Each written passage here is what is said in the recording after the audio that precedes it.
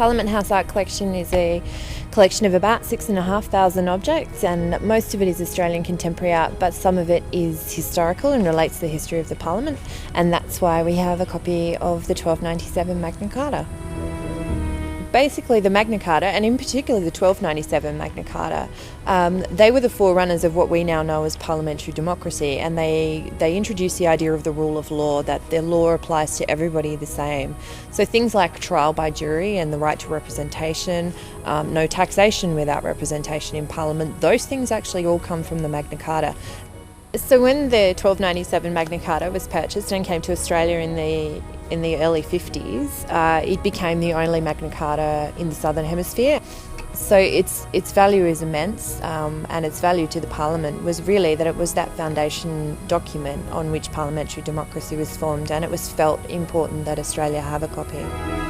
In 2015 was the 800th anniversary of the original Magna Carta, the 1215 Magna Carta, and it was felt that it was time for us to go back and re-examine our copy of the Magna Carta.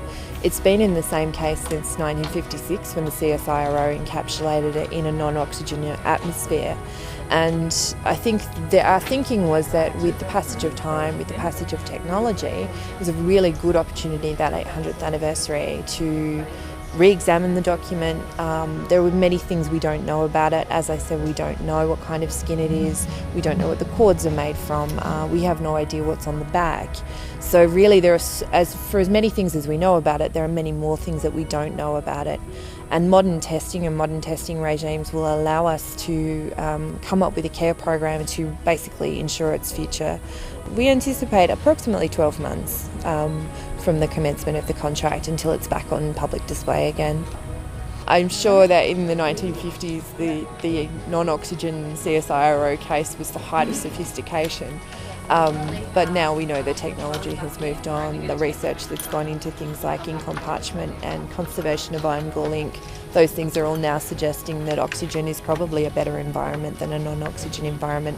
It existed in oxygen for over 700 years. So we're hoping that with the science behind us and the new testing regime, that we'll provide a better result than the CSIRO case.